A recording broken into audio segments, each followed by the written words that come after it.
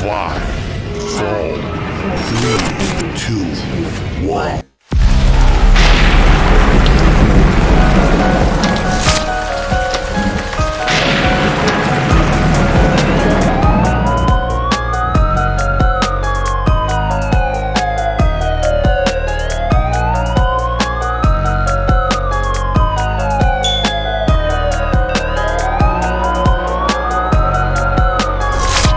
Good evening, YouTube. It's great to see us back together again. Thank you for joining me. And don't pay any attention to what you see on the screen. This has nothing to do with what we'll be discussing tonight. I just wanted to have something up there before I get into the video. I want to discuss a few things. First of all, I want to thank everyone who took the time to watch my feature-length documentary about Renee Bach. If you haven't seen that video, please do me a favor, go ahead and check it out. It's about the missionary from hell and Satan's servant. It's a really great documentary. I put a lot of work into it. I worked on it for weeks, and I'm really proud of it, and I think you would be too if you went ahead and took a look at it. So yeah, I also had some shirts made. No Names Media shirts, mugs, mouse pads, hats, all types of cool things. And I'm just living in the moment. After I made that video, that video is 1 hour and 15 minutes. It's almost long enough to be in the movie theaters. I've learned a lot. I've learned a lot from making that video. The number one thing I've learned was that not making my true crime videos so long if I could help it. If it's a lot of information that I come across that I feel is pertinent to the story that I'm trying to present to you all, then I'll include it, of course. But it's everything I put into that true crime video, Renee Bach, I felt was important information. So it's nothing in there that's just for filler. It's just that I still think that I could learn to trim things down, because when I come across information, I just absorb all of it.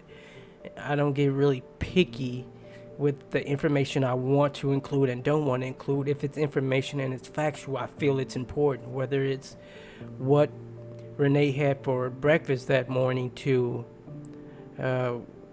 did she have nightmares about killing over 100 children in Uganda. It's important because it all plays a part in the story and her life. And if I'm telling a story about her life and about that situation, I include those things. But I'm working on my next video. I'm not going to tell you who it's about. I'm going to release a trailer in the coming week or two, and you'll find out from there. But this next video is going to be shorter, I believe. I'm going to work on making it shorter, hopefully about 20 minutes. And it's going to be really impactful. It means a lot to me personally, the story that I'm going to tell and share with you all next. It really hit me personally to my heart, and it really hurt really bad when the events happened, and I'm going to share that with you.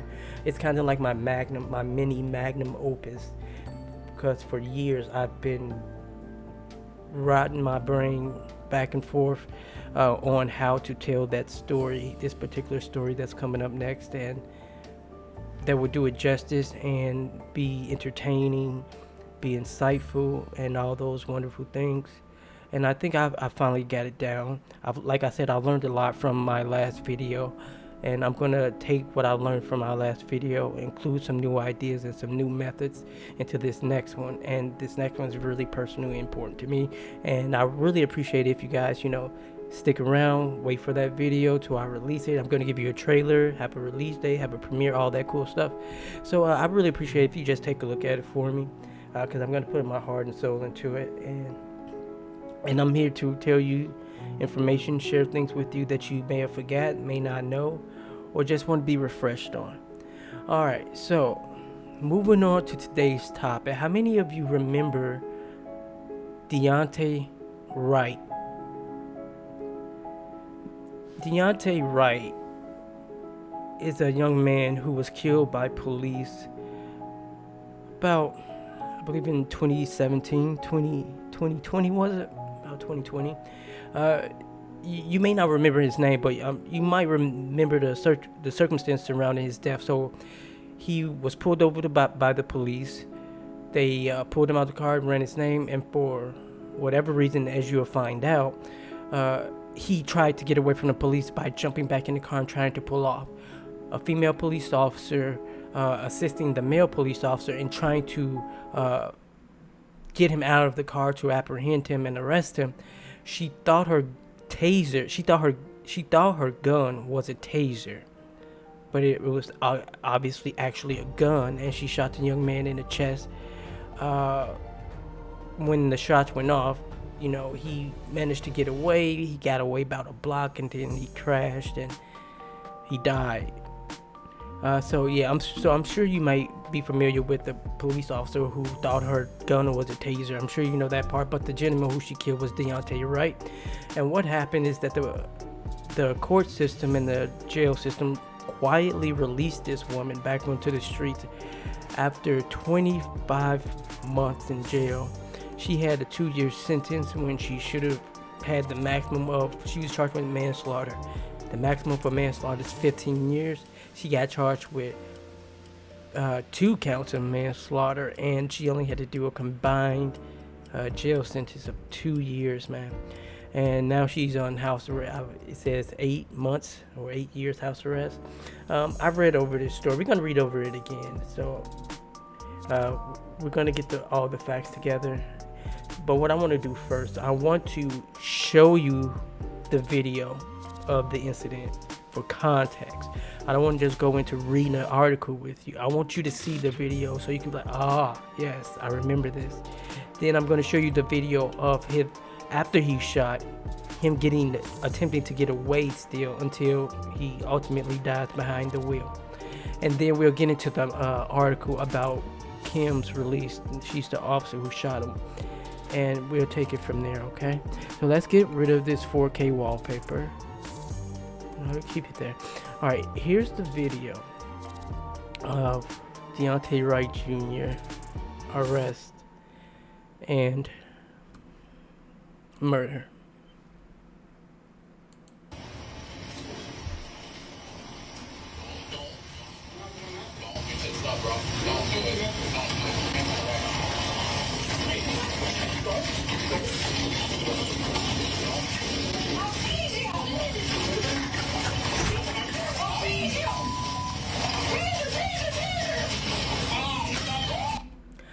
Alright, that was the part right there when, right?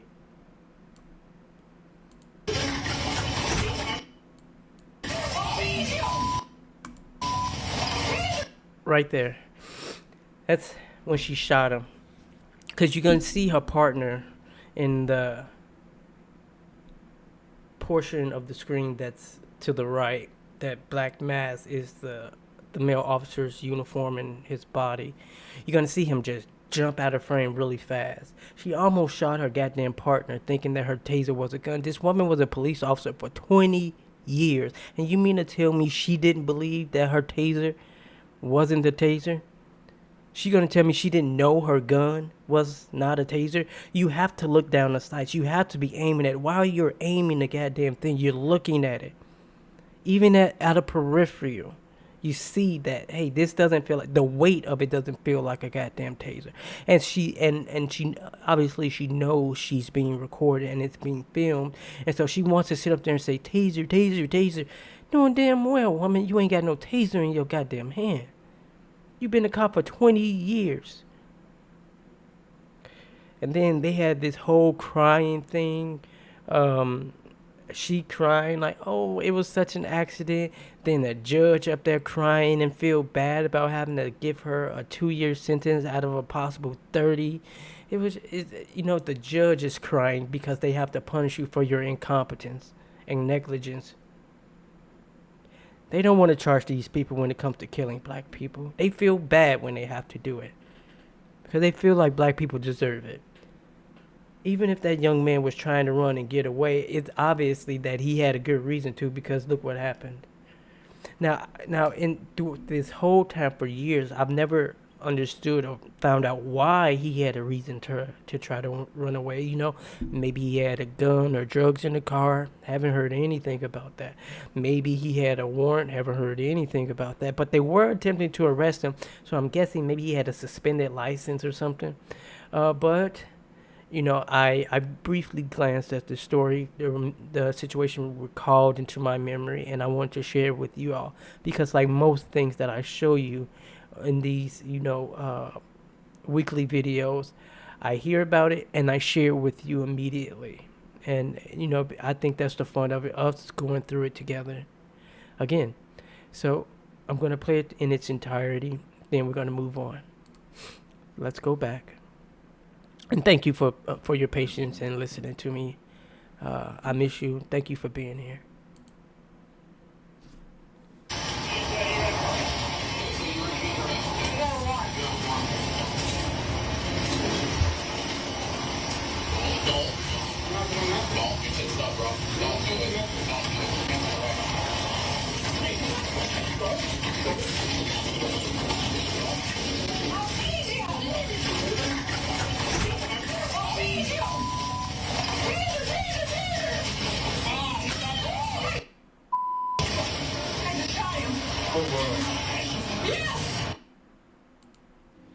All right.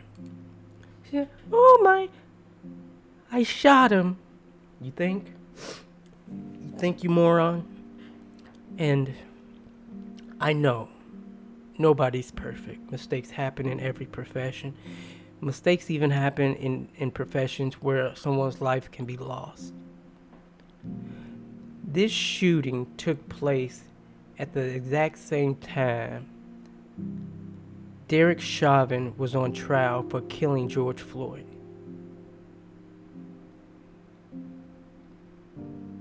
It's not lost on me that police officers around the country feel a camaraderie with each other, even if they're on opposite sides of the country. People have the tendency to believe that police officers are other than the general public. No, they're just as petty as you and me. They're just as petty as your ex-girlfriend and your ex-boyfriend. They're just as psycho as that stranger who follows you and who constantly tries to get your phone number and who doesn't take no for an answer. Police officers are just people in uniform and people in costume who are part of the general public who have mental disorders. I do not believe that this woman did not know her gun was a taser. Isn't a taser yellow? You mean you didn't notice that you wasn't holding a yellow pistol-shaped object in your hand? Even if it's orange, it certainly isn't black, heavy and chrome. And the mental gymnastics that they want the general public, especially black people, to go through to always forgive people for killing us if they say it was an accident and I didn't mean to. No. Your job is to preserve life, not to take it on purpose or accidentally. You need to be punished for that. Can you imagine if let's say, a guy tried to rob you. He tried to snatch your phone from you. And as he's trying to snatch the phone from you, he's trying to get in his car to drive off with it. Now you have a gun and a taser on you because you live in Arizona and it's legal. Or you in Texas. Or crazy ass Florida. And so you can have those weapons on you, And so this guy, he's pulling your phone, you're pulling your phone with the other hand, and he's in his car, he's trying to get away, and you're wrestling over the phone, and you sit up there and say, I'm gonna tase you, son of a bitch, I'm gonna tase you, and you end up shooting the man in the chest. You probably get away with that shit in Florida. People get away with some crazy things in Florida. Florida is ground zero for lunatics. But in many other states where you are even legally able to have a gun and a taser, you're going to get charged with at least manslaughter, and you're not going to get 2 years. And you're not even trained, you know, with those weapons as extensively as a police officer. You don't have the responsibility to preserve life as a police officer. You only have to have the responsibility to preserve your own life, and they'll charge you harsher than they did Kim, the officer who killed that young man. For whatever reason, you give police officers vast amounts of powers over members of the general public, but you give them such soft punishment when they break that trust. You can't, that's too lopsided. You have privileges above the normal person, but you have punishment way less than the average person. With power come great responsibility, and it needs to be balanced. You have an obligation to preserve life, and we hold you to a very high standard. We give you powers and capabilities above anyone else in society. And when you fail to preserve this power responsibly, you're going to get punished equally as powerful. But what we have now is a system that says, hey, these people have privileges, and when they mess up, we really don't want to punish them. And so what you have a culture of policing where bad people get in and see all the benefits and the power of being a police officer with no deterrence to do the right thing and to stop them from being criminals. It's just imbalance, and it's by design. It's totally by design. And so now moving on to the next video, after you seen the young man, he got shot, Daunte Wright, he got shot, and he was able to get away because her partner let him go, because he was like, what the hell just happened? Who shot? What are you shooting at? I mean, this guy is in the middle of the fight, and he didn't even pull out a taser or a fucking gun, and she's all up under his armpits thinking she's gonna do some help, and she could have damn near shot her partner. She's endangered the life of another officer.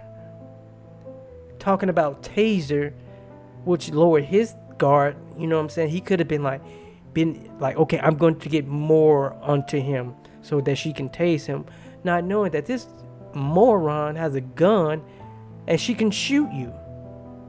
She's an idiot, and I'm certain she won't be a police officer ever again. At least she better not be, man. I hope she has a hard time finding any employment, because that type of incompetency that causes the loss of life, it needs to be a lifelong punishment.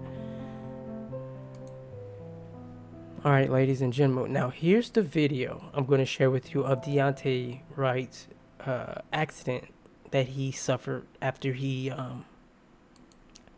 managed to get away, you know, if that's what you want to call it.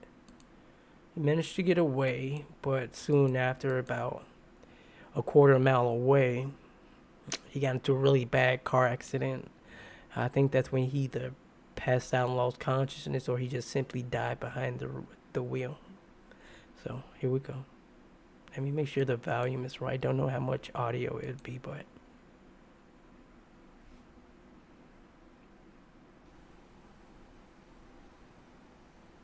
She's saying that she's tired of being Democrat because of the absolute 3219 PI.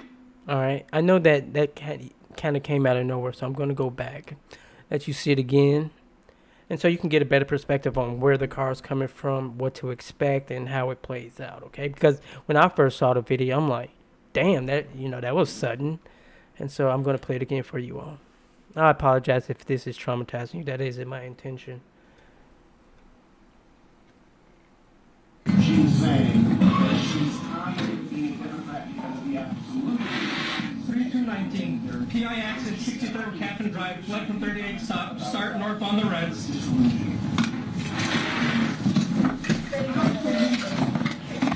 Put your hands up! Put your hands up!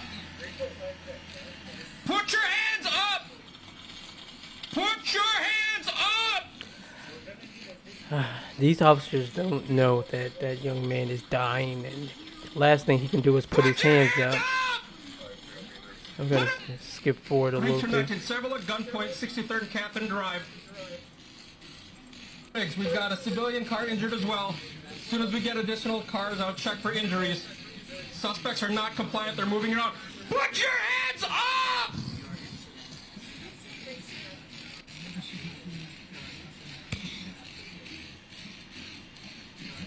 right, sir, stay there. Stay there. At this time in the video. They have stacked up and looks like they had a bunker and a rifle and they're approaching the vehicle to clear it. Okay.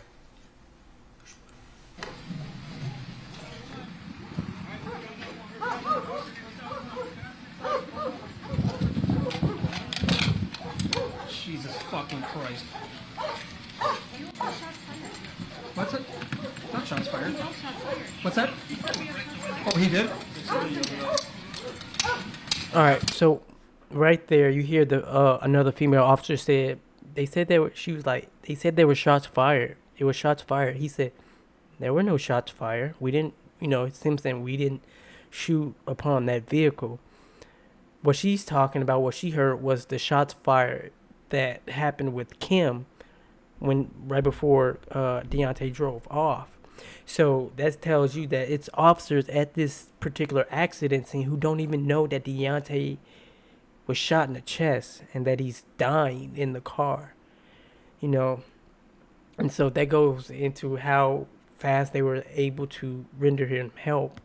It took them a little longer, to give him help, and they didn't know that it was a dying man who caused that accident, fleeing from a scene. And so one of the officers heard on her radio shots fired, but the gentleman whose body cam is being worn, he didn't hear that report of shots fired. He just replied to her that no, they didn't shoot him. They didn't shoot upon that. I didn't know shots fired.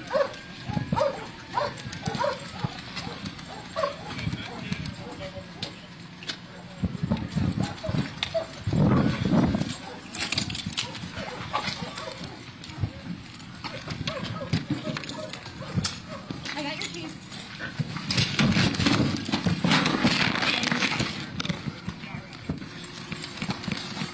Bang.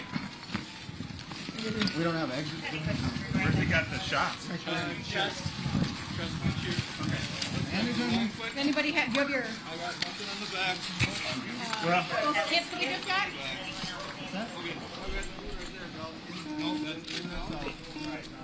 You want to start putting some tape up there? Yep.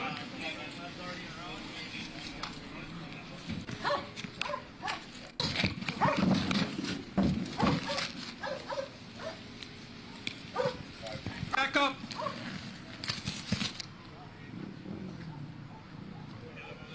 Yeah, let's. All the way down the path here. So by the school, I guess, furthest to the school. So there were shots fired down there. I don't know. I didn't hear that. It was a traffic stop. They had one with the warrant. As I'm pulling up this way, the car takes off, hits this Subaru and crashes here. He's got a gunshot wound. I didn't fire him, so I have no idea about that. But obviously he's got shot somewhere between there and here. That's all I Do know. you have anybody else? No. You don't know? So there's a guy that they took into custody, driver, and then the female passenger. Okay. So I'm guessing somewhere between there was where the shot was fired. I don't know anything else. Yes, if you would. Start from the school west. Old people? All right. So, like I said, that shots were fired, and they didn't know. It was officers out there who didn't even get the memo that hey, shots were fired. This man is injured. But I think the police officers who arrived on the scene that involved the accident, I think they did a great job. I think they did a wonderful job. They didn't take forever to render him aid. They didn't take forever, just sitting there pointing guns and yelling at someone. They, in a decent, efficient time, they realized that it was something wrong. They got him out the car and they began to render help. I really admire that, appreciate that. And I do want to say that I love police officers. I love the police. But those in the police department who are criminals, whose intention it is to use their power to their nefarious advantages, those aren't police officers. Police officers are individuals who swear their oath and who follow their oath. Once you break that oath, you're no longer a police officer. You're just a person in a uniform pretending to be a police officer. But everyone who wears that badge and who follows that oath, you're technically legally a police officer because you haven't broken that oath of trust, that oath you swore. You still follow that oath, so you're a police officer. I love police officers. Police officers are needed. I appreciate, admire police officers. I don't envy the police officers. They have a very terrifying and sometimes hard job to do. And the powers that they have, most of them they need in order to fulfill their duties as police officers. I just don't like police officers who take advantage. I just don't like people who pretend to be police officers because they have a badge and a uniform. Those are very dangerous. And I'm sick and tired of police departments protecting these people. How can you protect someone who's broken an oath? They're no longer police officers. They're just in a Halloween costume at that point. But those are the people that they're protecting. And that gives all other police officers a bad rap. Because when we see you protecting the fuckery, you become part of the fuckery. And so you can get this smoke too. Stop protecting the fuckery. Stop protecting the dirtbags. Stop protecting people who broke the oath that you swore to be a part of. Now, in the article that I came across, I usually read articles from Daily Mail because they tend to be more detailed. Now, Daily Mail, don't get me wrong, is very, very racist, in my opinion. In some articles, I guess it depends on who's the author of the article. But I've come across really racially insensitive articles by the Daily Mail. And so I've skimmed over this article before I shared it with you, because I wouldn't have shared it with you if I didn't feel it had pertinent facts to what we're discussing. And it has facts. And so I looked over for that. I'm not going to sit up here and put up an article and read an article to you that's full of baloney. So it says Minnesota cop Kim Porter is quietly released from prison at 4 a.m. after serving 16 months for shooting dead Daunte Wright when she mistook her gun for a taser. Kim was set free from Shakopee Minnesota Correctional Facility Monday. The prison said she was let go at 4 a.m. out of an abundance of caution for her safety. Daunte Wright's family blasts her release, saying she has left them cursed. Alright, former cop who shot dead Daunte Wright was mistaking her gun for a taser has been released after 16 months in jail. Kim Potter, 50 years old now, who was set free from Minnesota Correctional Facility in the early hours of Monday to start her 8-month on probation. Wright's relatives recently blasted the decision to release her, saying she has left the family cursed forever. She accidentally shot and killed 20-year-old black man Daunte on April 11, 2020, when she mistook her taser for her gun during a traffic stop. Now, I think they should say allegedly accidentally. That would be more accurate. And you can see on this picture when she was first booked into the prison, for whatever reason, she has a smile on her face. I wouldn't imagine I would have a smile on my face if I legitimately accidentally killed someone and now I'm in jail for it. I would be hurt. Not only because I'm in jail for it, because jail sucks. What are you smiling about? But also I took someone's life out of my incompetence. I would feel really shitty about myself. But the arrogance of Kim, in the midst of her stupidity, allegedly, she has a smile on her face. In 3 years, this is what this woman looks like now. And if you ask me, it still looks like she has a smirk that she's holding back. I don't give a shit if they fix her up to look like the crazy cat lady at the end of the street. She's still a moron. And she's still a suspected white supremacist. And she should still be in prison. Alright, this is Daunte Wright, ladies and gentlemen. The sad thing is that I know many of you are familiar with him and even familiar how he looked because there was images of him everywhere. But it was switched so fast with all the other police killings that happened. That is sad that you forget the names of these individuals so fast because they're dying at the hands of law enforcement, sometimes back to back. You know? But I'm sure many of you may be familiar with this photo. But that's the young man. And in the video, one of the officers said that he had a warrant. I'm not going to read the entire article. It's pretty extensive, very long. But I do want to see if we can find out what his warrant was for. Okay, the shooting happened during the trial of Derek Chauvin, the officer who killed George Floyd, and Wright's death set off several days of protest. She was convicted of first and second degree manslaughter. Meanwhile, the former cop was seen looking thin and frail in a recently released mugshot with gray hair in stark contrast to her smiling picture in 2021. What the heck?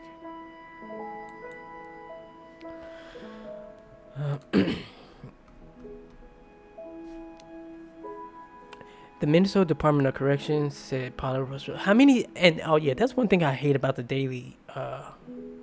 what's this? The Daily Mail?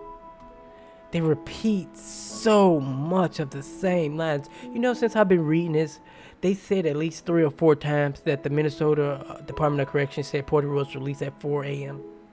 It's like the 4th time I said that. Hey. Anyway, moving on.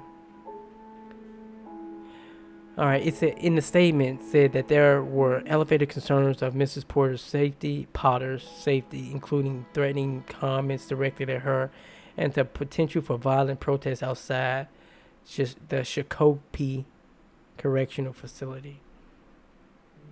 Her release conditions says she cannot leave Wisconsin without permission. She must also maintain contact with a release agent, probation officer, submit to unannounced visits, searches, and drug and alcohol tests, not possess guns or other dangerous weapons, and not contact Wright's family. I said she was a 20-year veteran. Potter is a 26-year veteran. Claims she accidentally shot Wright when she reached for her gun instead of her taser during a traffic stop over his expired place in Brooklyn Center, Minnesota. Police discovered during the stop that there was also a warrant for his arrest. So she has 6 more years of experience than I originally thought, which means she's 0.6 times as stupid as I initially thought she was. What I'm trying to figure out is what his warrant was for.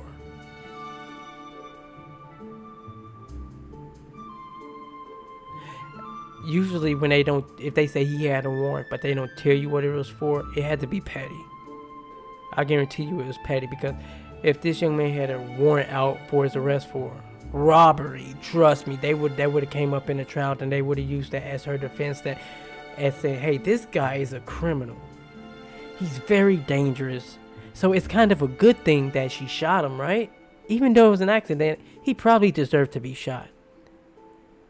You know, he had expired license plate. That's the initial reason for the stop. Then they knew he had a warrant. This young man could have simply had a warrant for not going to traffic court for traffic violations. You know, he already had a suspended license plate. That's probably what it was for. And so, if you all want to read the rest of this article, it's at the Daily. It's the Daily Mail. It's really extensive, really long, lots of details, and that's particularly why I chose this article to go over with you all. But once again, I thank you for being here with me, taking the time out. I wish the best to Daunte Wright's family. I understand how they must feel that the person who murdered your son, murdered your future, only did 2 years. Even though they show incompetence of the highest level, they're still trained. Alright? They're still trained for the job, and when you fail to do that job because you make poor decisions and you're negligent, You deserve to be punished for someone who's a moron, who's negligent, and 2 years doesn't cut it. But what goes around comes around, one way or the other, at some point or another.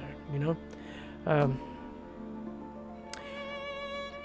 as best we can hope, based on looking at these contrasting photos. Let's hope she has lice, ticks, and bed bugs that she's suffering from.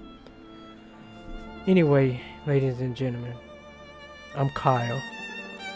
This is No Names Media, and together we have become anonymous. Until next time, you stay safe out there.